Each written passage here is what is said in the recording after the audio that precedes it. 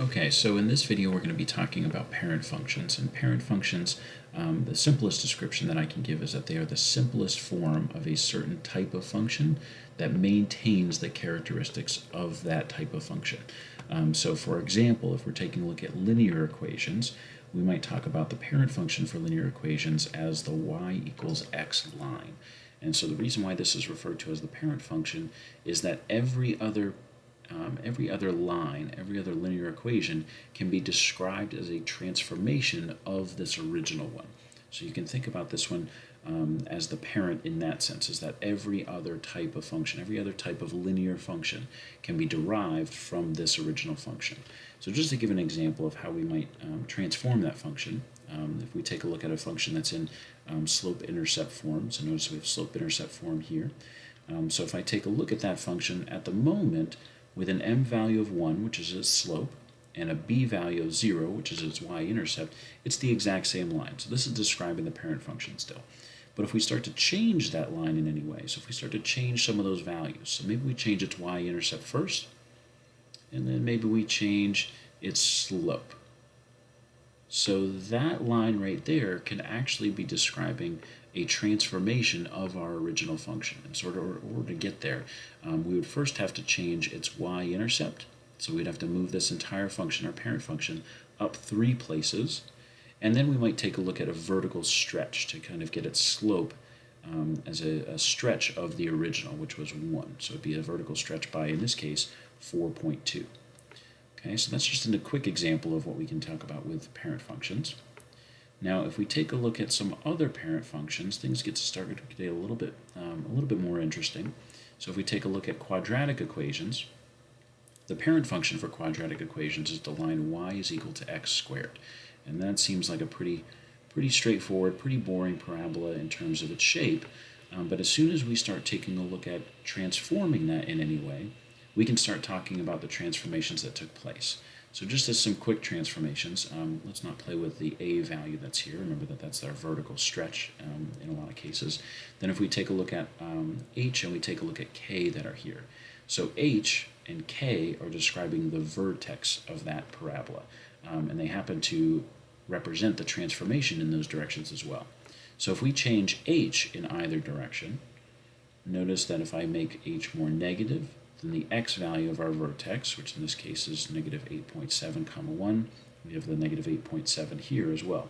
And then if I change it back and we continue on in the positive x direction, then that's also going to change that. And now in this case we have a vertex of 7.1, and we also have that same h value over here as well. Then the same thing with k. If we start changing k values, that's going to move our entire parabola up and down. Now you might be wondering to yourself, how are we going to get all the different types of parabolas out of this? Because in this case, we're really just affecting this original one, and we're kind of moving it around the screen. And that's really what's described as a translation. So we're translating this graph. And there are 2 other types of transformations that we can describe, one of which is going to be a reflection. And a reflection is really going to come from this a value. As soon as I make that a value a negative value, let's make it negative, and you can kind of see, and let's do that one more time. So let me maybe move it back over here so we can see that reflection a little bit further. So if we change that, as soon as that a value becomes negative, then it's getting transformed over some axis. And in this case, it's over our vertex, which in this case is negative, or is a 0.3 comma negative 0.6. So the y value that's there, that negative 0.6 that's there, is really what this is getting reflected over. So just one more time if we kind of reflect that. And you can notice as well that the a value is not only affecting the direction of the parabola, whether it's upward or downward, but also its vertical and horizontal stretch. So that's going to describe a lot of those as well.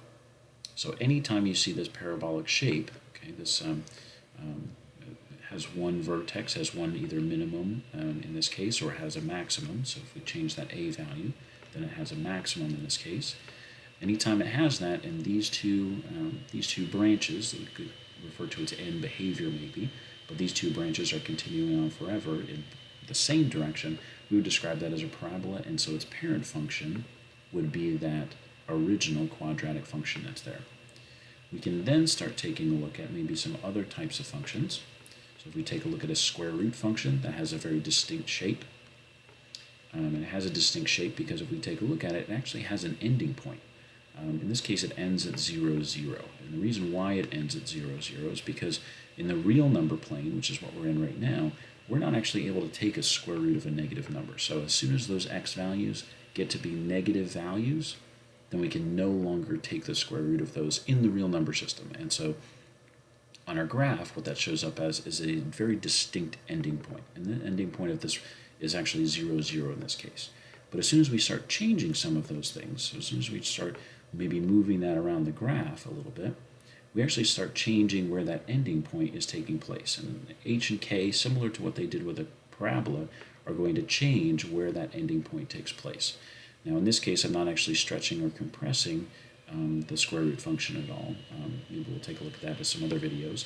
But the same types of transformations can take place in this case. And I bet that you could imagine what types of transformations might reflect this, or what types of transformations might stretch or compress this as well. And then just as our last one, let's take a look at cubic functions. And for a cubic function, its parent function is going to look like this. It has a very distinct shape as well.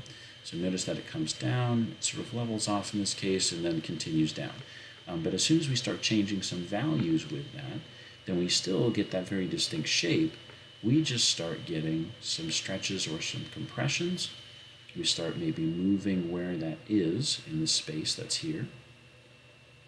Okay, and the same things are taking place. And actually, I don't have k, well, I do have k represented.